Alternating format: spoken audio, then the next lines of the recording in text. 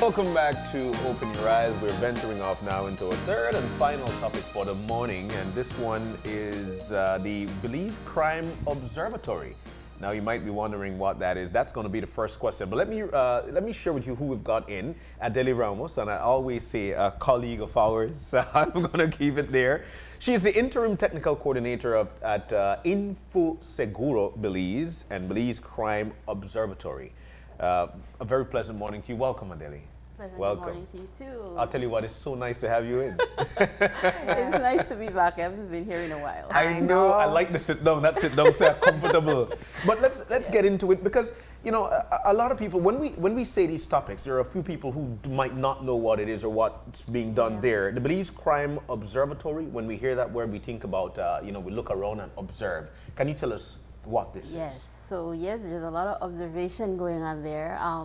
The observatory essentially is like a central hub for crime data and information. So most of it comes from the police department. Of course, it's not just the police department that generates crime data. Yeah. So you have, for example, the Belize Central Prison, the National Forensic Science Service. Those are two of our other key stakeholders, but also agencies like the Ministry of Health, Human Development, and so on that capture data.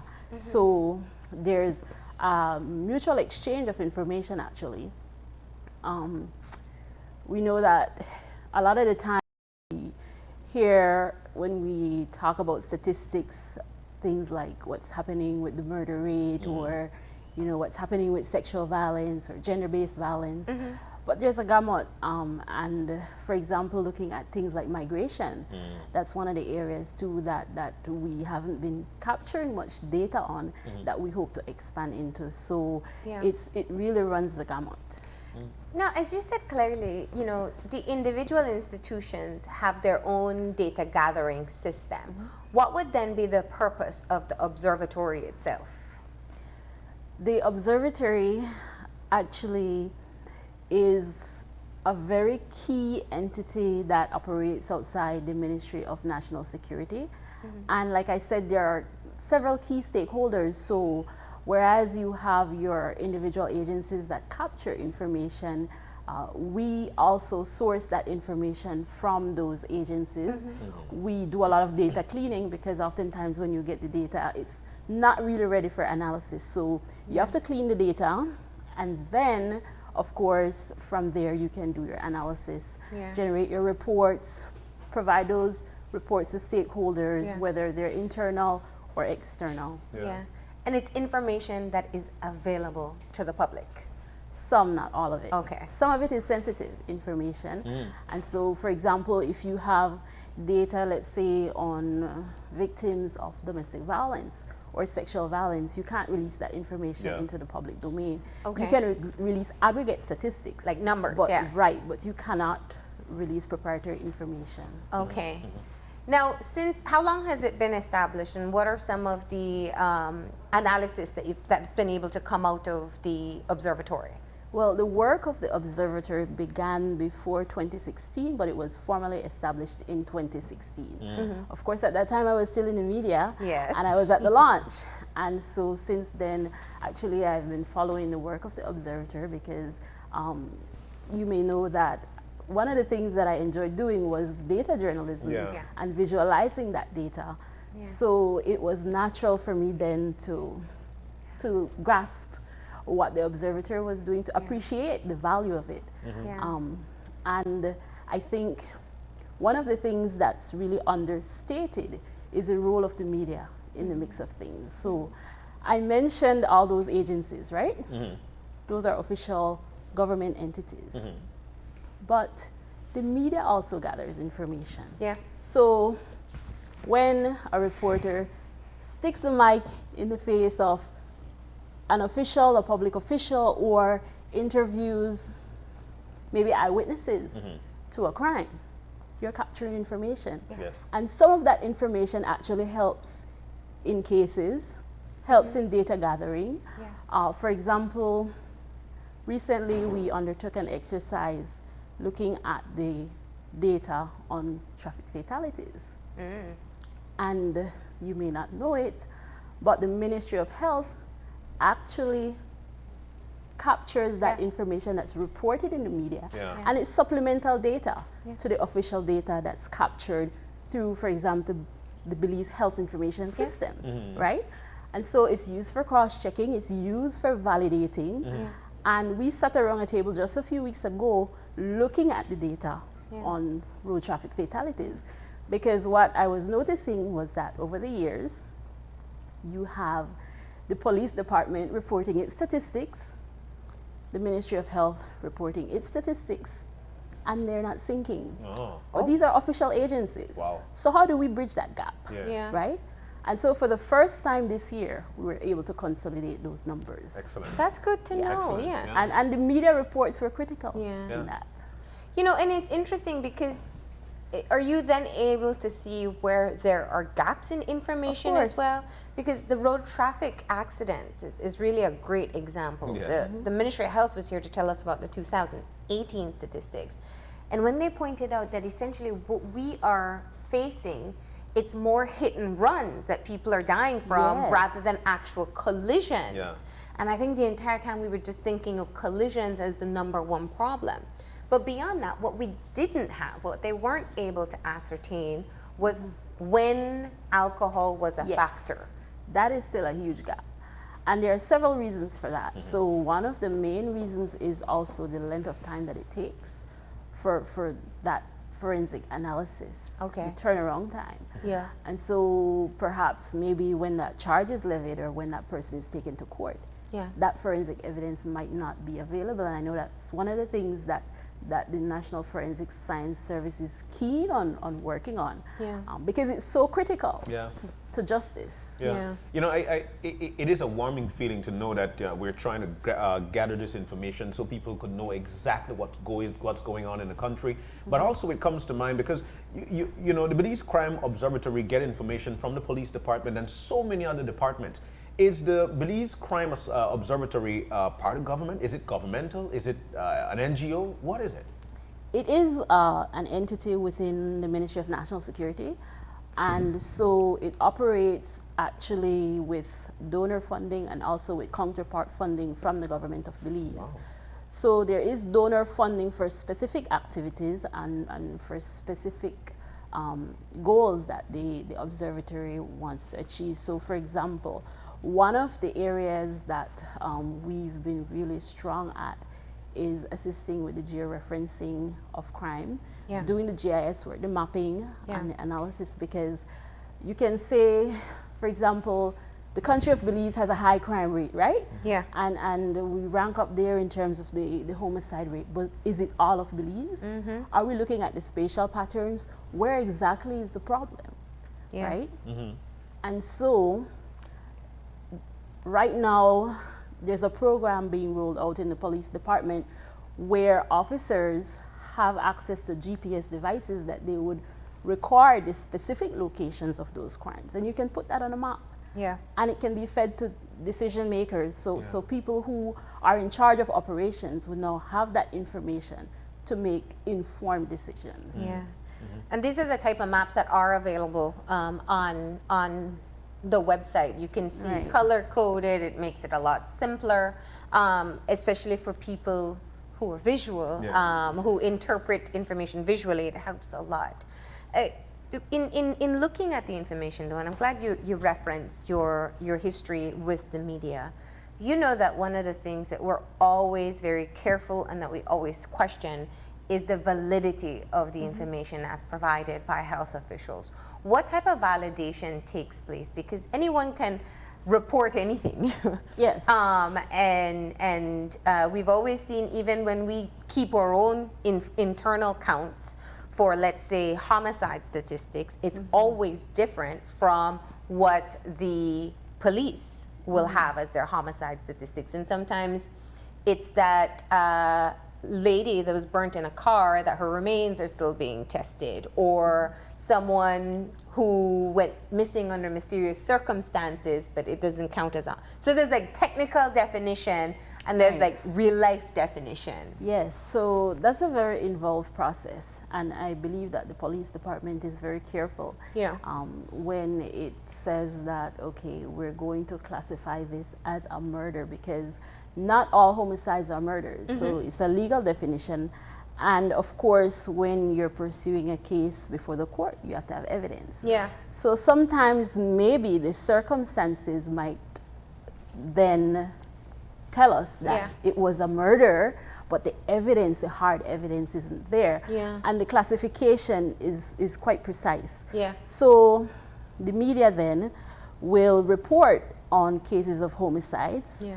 And they will include cases of manslaughter or cases where there's that nuance because of evidentiary issues.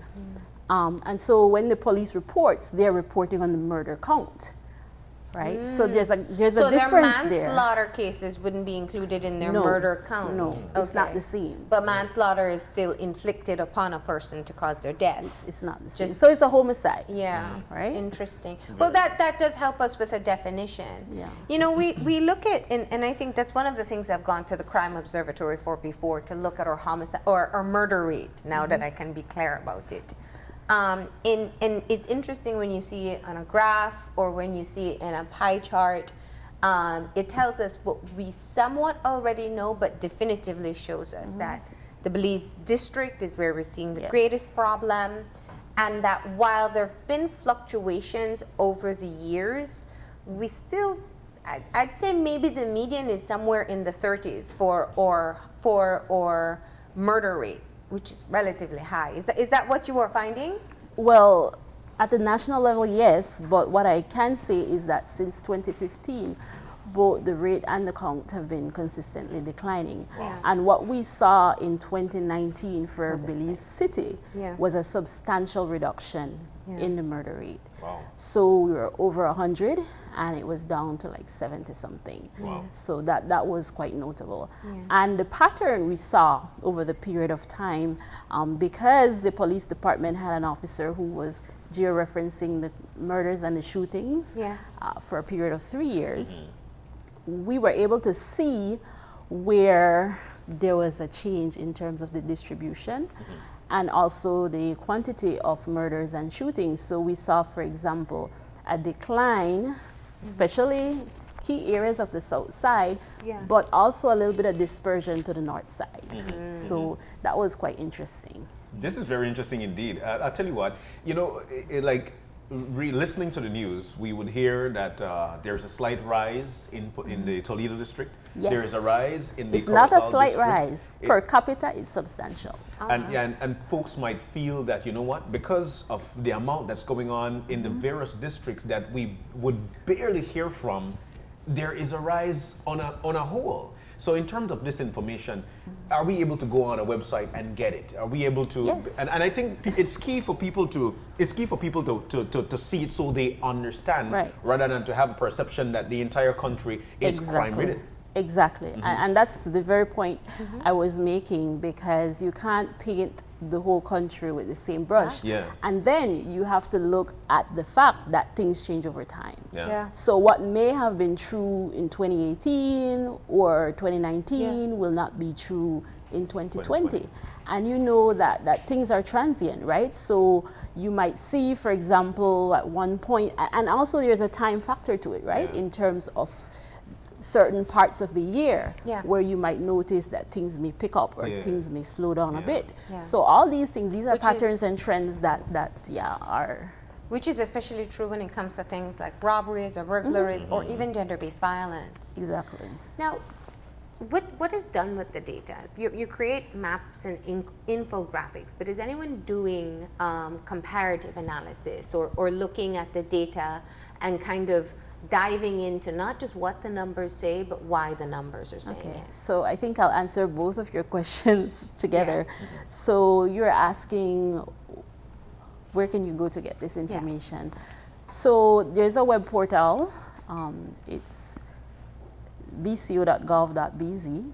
And when you go online, you will find for example, the monthly reports, you'll find the analysis reports, you'll find the infographics, and under the data tab, you'll find open data and you'll find the crime maps. Okay. So the data is updated, of course, as soon as it's obtained, analyzed, and of course, it takes time to create those infographics and those maps. So it's there for the public. Like I said, sensitive information cannot be released, but the aggregate information, the patterns and trends are there for people to see.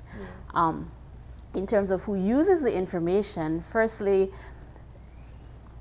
even though information is available on the website, sometimes there are specific requests that come from, let's say, government entities, from NGOs, from donor agencies even, and sometimes they utilize that information to inform interventions, so projects. So looking at what are the high crime areas, what are the areas that we see consistently over time, so they may ask for 3 years or 5 years of data to see where are the persistent hotspots.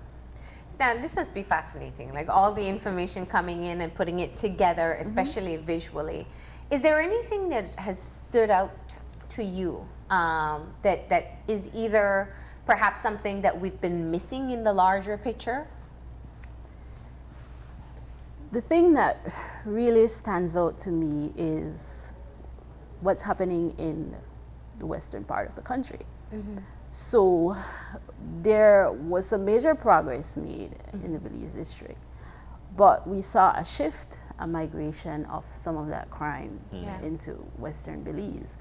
And there may also be another dynamic there in terms of the migration patterns from other countries and what's happening there, because we know that crime is something that is very complex. It's not something that the police can fix. It's not something that an NGO can fix or a project can fix. My CEO likes to talk about a whole of society approach, because really and truly it takes all hands on the wheel to really make a dent into the crime situation in Belize. So looking at the progress that has been achieved in certain areas, my thing is, let's look at what worked and see how that can be applied in other areas where we see an emerging problem before it gets out of hand or too much out of hand. Wow. How far does the data go back that you've collected so far? Well, the observatory's data, it depends on what kind of data. Okay. So for the major crimes, it goes back over a decade. Now, something like theft, it's kind of a challenge to compare across a time series, because there was a point where it was reclassified so that theft below $5,000 is not considered a major crime. So in terms of comparability, we can't really, you have to kind of start a new baseline, essentially. But things like murders, you can compare across the time series. So unlawful sexual intercourse, before that it was carnal knowledge that they were reporting. So again, there's a challenge there. So it just depends on the type of crime that you're comparing. You also specifically look at murders for women. Yes. Yeah. Are there any? Is there any data on the number of children that have died as a result of homicides? Yes, the data is there. Okay. The data is there. So you look at specialized areas as well. Okay. Sometimes agencies like NCFC would ask for specific information, or even UNICEF, on crimes involving youth, either as perpetrators or as victims. And so we have to delve into that kind of research as well. Okay. Wow. Do students also access the observatory for information? Yes, and because it's there, they could just go online and get most of what they need. Like I said, sometimes we receive specific requests, but now that more information is in the public domain, then people can access more information. You don't have to put in, like with SIB, sometimes you have to put in a request for certain information, but a lot of your information is downloadable right off your website. But can I make a request for a specific cross-reference if I'd want that? You can make a request, and if we don't have it, then we would work on seeing which one of the agencies can provide that information. Is information being given on a daily basis, weekly basis? How do you, in terms of generating the information? Well, the reports, the official reports that we receive, because we want the reports to be vetted, we want them to go through their own internal processes, we obtain those once a month. Okay. But if there are specific requests or specific things we would want to know, then we would ask. But we allow the agencies time because, for example, the police department, they have a monthly reporting cycle, and they have to report to the commissioner of police, and then he would then vet that information, and once he greenlights it, then it goes to the next stage. So that's a validation. And people always ask, what is your validation process? They have their own validation process. When the observatory's reports are prepared, before they're made public, they go back to the stakeholders and they're asked to review to ensure that the numbers are correct before they're published. So what is the long-term hope for what the observatory is currently doing? Right now you compile, you create data visual aids out of the data, and you are providing it with the map reference as well.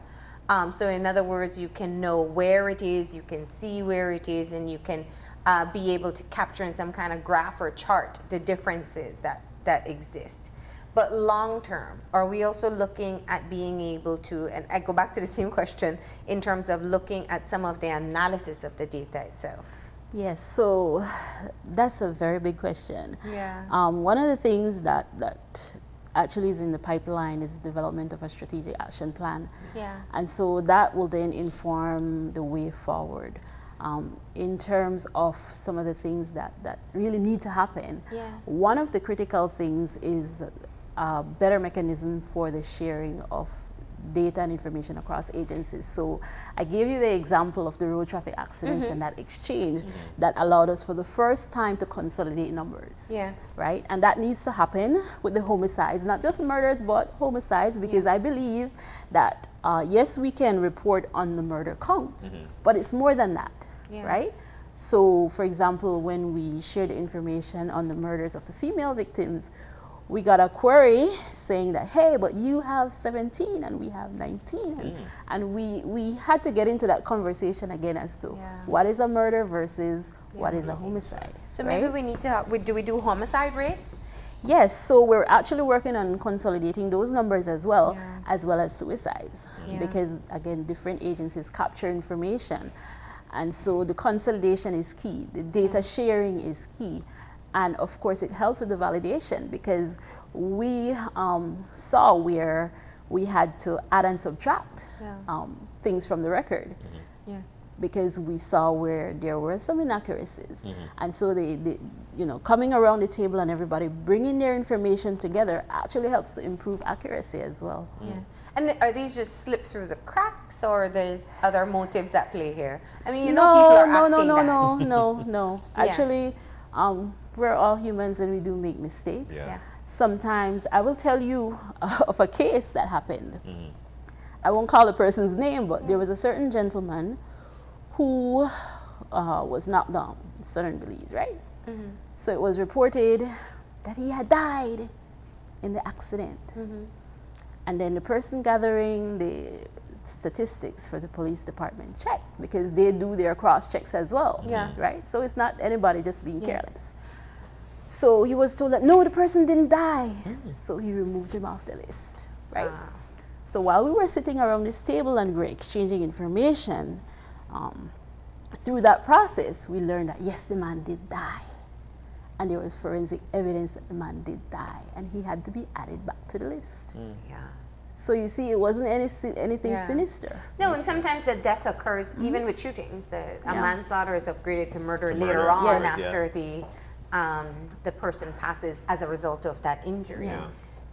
So we're looking at some kind of cross-referencing that has to take place, but is there a move to be able to consolidate the data collection sites or softwares?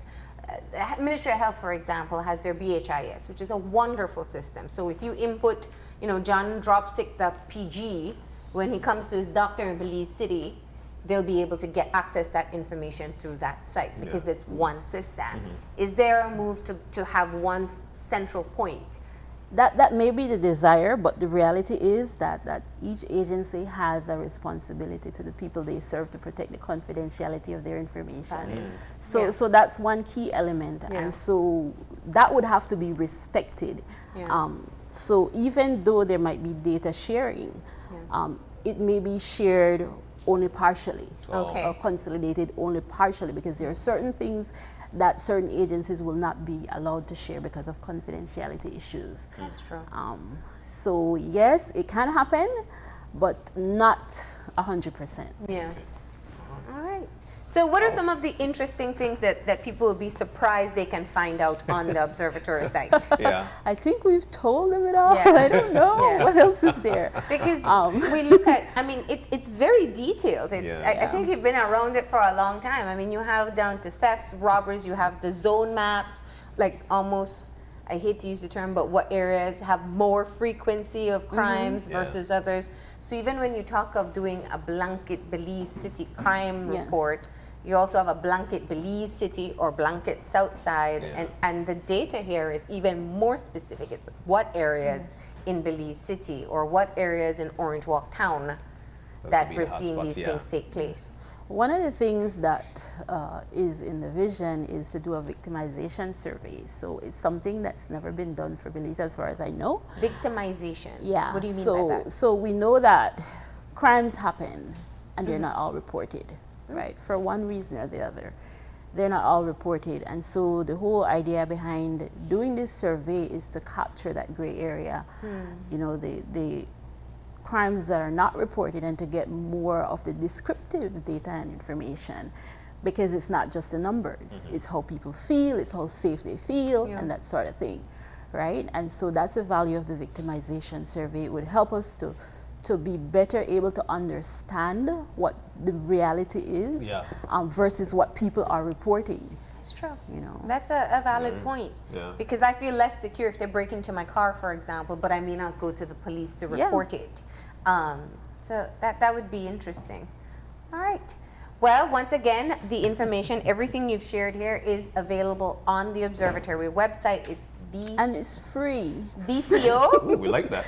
BCO? BCO.gov.bz. Okay, very easy. BCO.gov.bz. It is free. It is very reader friendly. People who have an aversion to numbers will appreciate all the visual aids that are there. And it helps us to understand the situation a lot better. Adele, thank you very much for coming in, and we appreciate the update. Thank you so much. We're going to go ahead and take our final break, and when we come back, we'll have our wrap-up, so stay tuned.